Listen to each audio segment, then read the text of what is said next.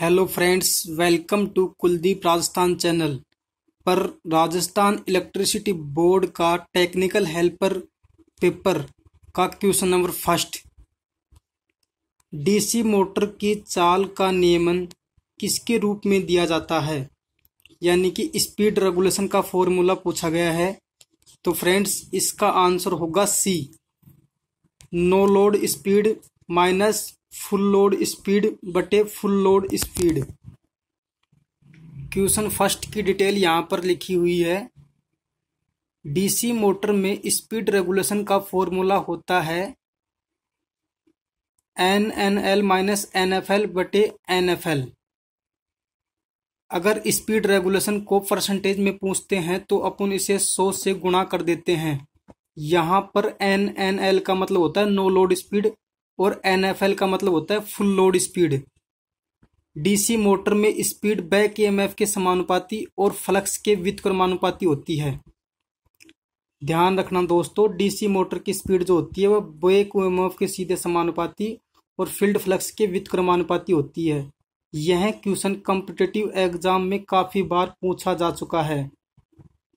एक बात ध्यान रखना दोस्तों, बिना मेहनत के कोई भी पेपर पास नहीं होता है। गवर्नमेंट जॉब के लिए आपको मेहनत करनी ही पड़ेगी। क्वेश्चन सेकंड, 750 RPM की फुल लोड चाल और 10% चाल नियमन वाली डीसी मोटर की नो लोड चाल क्या होगी। तो दोस्तों यह न्यूमेरिकल टाइप क्वेश्चन है, मैं आपको इसका हल दिखाता हूं। आंसर 2 पर्सन में अपने को दिया गया है full load speed 750 RPM, speed regulation दे रखा है 10%। अपने को ज्ञात करनी है no load speed. Speed regulation का फॉर्मूला होता है no load speed minus full load speed बटे फुल लोड स्पीड। अब यहाँ पर अपने को स्पीड रेगुलेशन 10% दे रखा है, बराबर नो लोड स्पीड निकालनी है minus full load speed 750 RPM अपने को दे रखी है बटे 750 RPM फुल लोड स्पीड। जब इसको हल करते हैं तो परसेंटेज का चिन्ह हटाएंगे तो बट्टे में 100 लगा देंगे, बराबर full no load speed minus full load speed 750 RPM बटे 750 RPM। एक जीरो से एक जीरो ऊपर से कट जाएगी, एक जीरो से एक जीरो यहाँ से कट जाएगी और इसका पक्षांतर करने के बाद 75 इस साइड हो जाएगा, बराबर नो लोड स्पीड माइनस 750 बराबर 750 को पक्षांतर करके इस साइड लाएंगे तो यह माइनस का है प्लस में हो जाएगा। तो अपनी नो लोड की स्पीड 875 RPM होगी। इस हिसाब से दोस्तों क्वेश्चन नंबर सेकंड का आंसर होगा सी, 825 RPM। क्वेश्चन नंबर 3, विद्युत केबलों या उपकरणों में आग बुझाने के लिए किस प्रकार के अग्निशामक फायर एक्सटिंग्विशर का उपयोग किया जाना चाहिए। तो इसमें बिजली बोर्ड ने कार्बन डाइऑक्साइड ए माना है। वैसे विद्युत की आग बुझाने के लिए CO2 कार्बन डाइऑक्साइड, शुष्क पाउडर और कार्बन टेट्राक्लोराइड तीनों का उपयोग करते हैं। फ्रेंड्स यहाँ पर आंसर नंबर 3 की कुछ डिटेल दी हुई है। विद्युत उपकरणों में आग हेलोन, कार्बन डाइऑक्साइड CO2, सूखा पाउडर और वाष्पीय लिक्विड CTC अग्निशामक इलेक्ट्रिकल उपकरणों में आग को बुझाने में सहायक हैं। According to NIMI book, foam या तरल पदार्थ एग्जाम्पल में जल अग्निशामक को किसी भी परिस्थिति में इलेक्ट्रिकल उपकरणों में प्रयोग नहीं किया जाना चाहिए। Analysed and identified the type of fire, आग के प्रकार। आग 4 प्रकार की होती है दोस्तों। क्लास ए में would, paper, cloth, solid material की आग आती है। क्लास बी में ऑयल बेस्ड फायर, लिक्विबल गैसेज की आग आती है जिसमें ग्रीस, गैसोलीन, ऑयल आदि। क्लास सी में गैस एंड लिक्विफाइलेबल गैसेज की आग आती है। क्लास डी में मेटल्स एंड इलेक्ट्रिकल इक्विपमेंट की आग आती है। फ्रेंड्स ऊपर मैंने आग के प्रकार इंग्लिश में लिखे हुए थे, ये हिंदी में है। क्वेश्चन 4. कंबल, बालू आदि का उपयोग करके ऑक्सीजन की आपूर्ति रोककर आग बुझाने की प्रक्रिया क्या कहलाती है? तो फ्रेंड्स, इसका आंसर होगा बी, स्मूथरिंग। 3 कारणों को संयुक्त रूप से आग को लगातार जलते रहने के लिए उपस्थित रहना चाहिए। यानी कि 3 कारण होते हैं आग को जलने के लिए: ईंधन, फ्यूल, ऑक्सीजन और ताप। इनमें से किसी भी एक कारण को हटाने से आग बुझ जाती है। इन 3 कारणों में से किसी भी एक कारण को आग में से हटा देने पर आग बुझ जाएगी। नंबर फर्स्ट, आग में से ईंधन हटाकर बुझाने की प्रक्रिया को स्टार्विंग कहते हैं। यह बहुत इंपॉर्टेंट है। नंबर 2, कंबल, बालू आदि का उपयोग करके ऑक्सीजन की सप्लाई को रोककर आग बुझाने की प्रक्रिया को स्मूथरिंग कहलाती है। ताप कम करने के लिए पानी का उपयोग कर आग बुझाने की प्रक्रिया कूलिंग कहलाती है। कॉम्पिटिटिव एग्जाम में इनमें से किसी में से एक क्वेश्चन पूछा जा सकता है कि ईंधन को हटाकर आग बुझाने की प्रक्रिया को क्या कहते हैं? तो आंसर होगा स्टार्विंग। ऑक्सीजन की सप्लाई को रोककर आग बुझाने की प्रक्रिया को क्या कहते हैं? स्मूथरिंग। ताप को कम करके आग बुझाने की प्रक्रिया को कहते हैं कूलिंग। क्वेश्चन नंबर 5, तांबे के तार की बनी एक कुंडली का प्रतिरोध 0 डिग्री सेंटीग्रेड पर 100 ओम है। 30 डिग्री सेंटीग्रेड पर इसके प्रतिरोध की गणना करें। यदि दिया गया अल्फा का मान 0.0054 प्रति डिग्री सेल्सियस है। क्वेश्चन नंबर 5 न्यूमेरिकल था, जिसका आंसर इस प्रकार से है। अपने को प्रश्न में दिया गया है कुंडली का प्रतिरोध R 0 डिग्री पर 100 ओम है। अल्फा का मान 0.004 दे रखा है। अपने को ज्ञात करना है 30 डिग्री सेंटीग्रेड पर कुंडली का प्रतिरोध R। इसका फॉर्मूला होगा R टेम्परेचर बराबर 0 डिग्री पर resistance into 1 plus alpha into T. तो 30 डिग्री पर रेजिस्टेंस बराबर 0 डिग्री पर अपने को रेजिस्टेंस दे रखा है 100 इंटू 1 प्लस अल्फा का मान अपने को दिया हुआ है 0.004 इंटू टेम्परेचर का मान 30 दे रखा है। इसको हल करने के बाद अपने पास आता है, यानी 30 डिग्री पर रेजिस्टेंस होगा 112 ओम। फ्रेंड्स, अपने हल के अकॉर्डिंग क्वेश्चन नंबर 5 का आंसर होगा डी, 112 ओम। क्वेश्चन नंबर 6, 1.5 किलोवाट क्षमता के एक हीटर के विद्युत उपभोग की गणना करें, जिसे 1 माह तक प्रतिदिन आधा घंटा उपयोग किया गया है।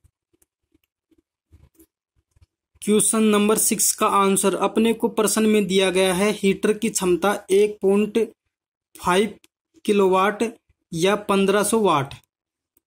क्योंकि 1 किलोवाट में 1000 वाट होते हैं, तो दोस्तों 1.5 को 1000 से गुणा करेंगे तो अपने पास 1500 वाट आ जाएगा। समय अपने को दे रखा है कि हीटर प्रतिदिन 0.5 घंटा यानी आधा मिनट या 30 मिनट, आधा घंटा या 30 मिनट चलता है। अपने को ज्ञात करना है विद्युत उपभोग 1 माह का।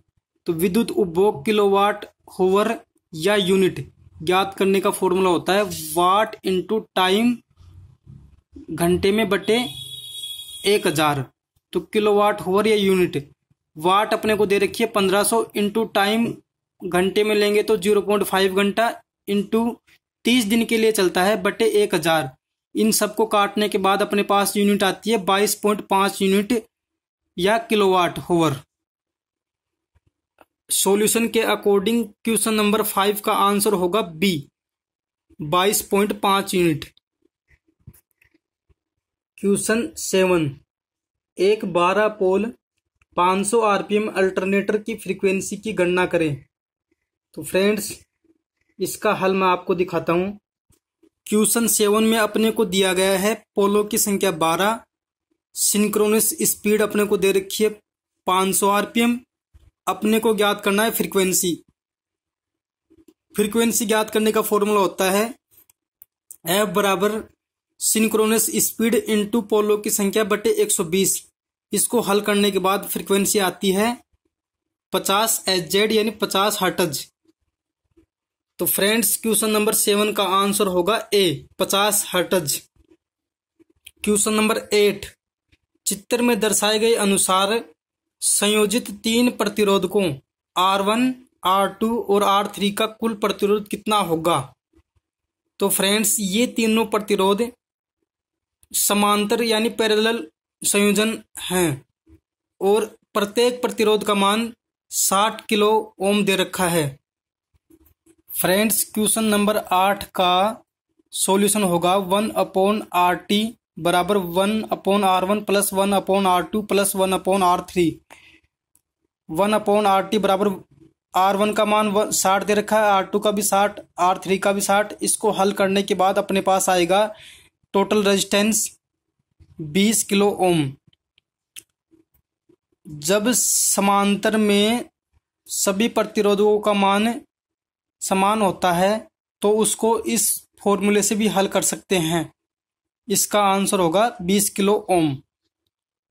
क्वेश्चन 9, सेमीकंडक्टर एलिमेंट अपने विशुद्ध रूप में कौन सा सेमीकंडक्टर कहलाता है और इससे के मादित रूप में एक्सट्रिंसिक सेमीकंडक्टर कहलाता है। तो फ्रेंड्स इसका आंसर होगा सी इंट्रिंसिक।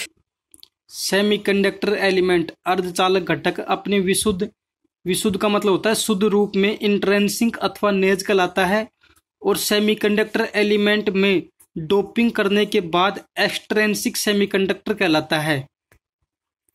क्वेश्चन 10, एक किस में धारा प्रवाहित नहीं होगी। तो दोस्तों इसका आंसर होगा बी ओपन परिपथ यानी खुले परिपथ में धारा का प्रवाह नहीं होता है और बंद परिपथ में धारा का प्रवाह होता है।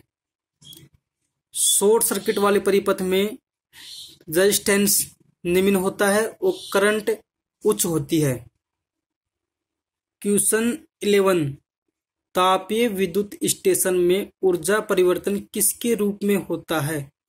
तो फ्रेंड्स इसका आंसर होगा ए उसमें ऊर्जा से विद्युत ऊर्जा। तापीय विद्युत स्टेशनों में उसमें ऊर्जा को विद्युत ऊर्जा में रूपांतरित किया जाता है। क्वेश्चन नंबर 12 है, जब कोई परिपथ इस प्रकार सुरक्षित किया जाता है कि इस पर कार्य करने वाले किसी व्यक्ति को नुकसान पहुंचाने वाली कोई विभव ऊर्जा नहीं होती तो यह परिपथ क्या कहलाता है। तो यह कहलाएगा, इसका आंसर होगा दोस्तों ई शून्य ऊर्जा अवस्था।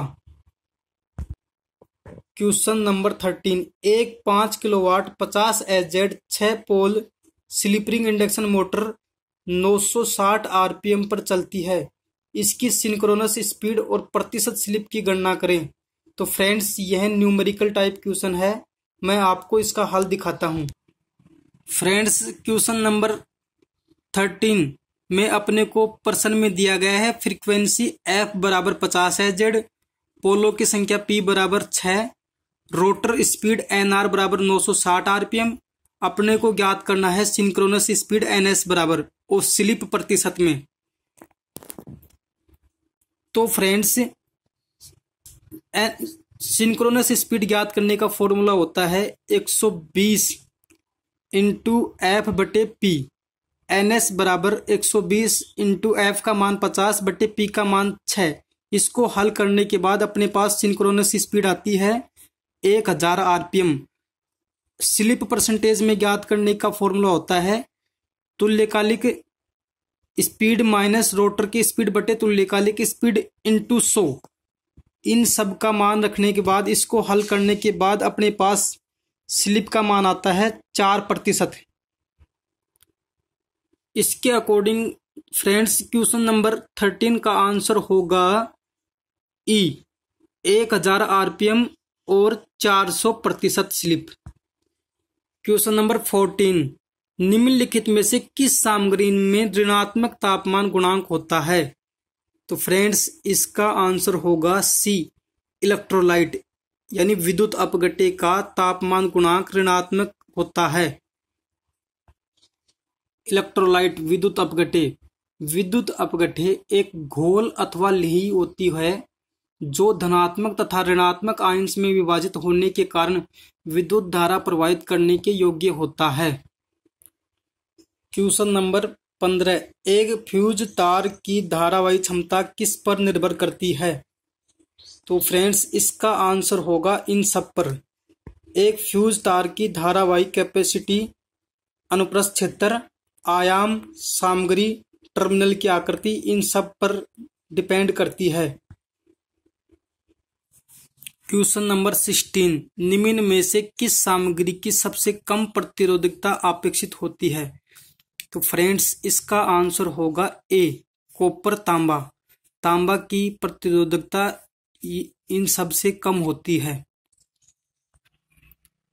क्वेश्चन 17, किसके द्वारा निम्न प्रतिरोध की शुद्ध माप की जा सकती है? इसका आंसर होगा डी, केल्विन ब्रिज के द्वारा। अब मैं आपको ये सभी ब्रिजों के उपयोग दिखाता हूँ कहाँ कहाँ किए जाते हैं। फ्रेंड्स कैपेसिटेंस मेजरमेंट के लिए शेरिंग ब्रिज का उपयोग किया जाता है। अननाउन रेजिस्टेंस मेजरमेंट के लिए व्हीटस्टोन ब्रिज का उपयोग किया जाता है और फ्रीक्वेंसी मेजरमेंट के लिए वेन ब्रिज का उपयोग किया जाता है। फ्रेंड्स आपको गवर्नमेंट जॉब लगने के लिए पढ़ना ही पड़ेगा। बिना पढ़ाई के गवर्नमेंट जॉब का पेपर क्लियर नहीं होगा। और यह जो पेपर मैं आपको हल करवा रहा हूं ये गवर्नमेंट जॉब के प्रीवियस ईयर के पेपर हैं जो आपको भविष्य में पेपर दोगे उसमें काफी हेल्प करेंगे। क्वेश्चन 18, विद्युत मशीनों में किस से कम करने के लिए लेमिनेटेड कोर उपयोग किए जाते हैं? तो यह काफी इजी क्वेश्चन है। इसका आंसर होगा बी, एडी करंट लॉस को कम करने के लिए विद्युत मशीनों की कोर को लेमिनेटेड किया जाता है। अगर यहां पर अपने से यह पूछा जाता कि विद्युत मशीनों की कोर में सिलिकॉन स्टील मटेरियल क्यों यूज किया जाता है, तो वह किया जाता है फ्रेंड्स हिस्टेरिसिस लॉस को कम करने के लिए। फ्रेंड्स यहाँ पर हिस्टेरिसिस लॉस और एडी करंट लॉस के फॉर्मूले लिखे हुए हैं।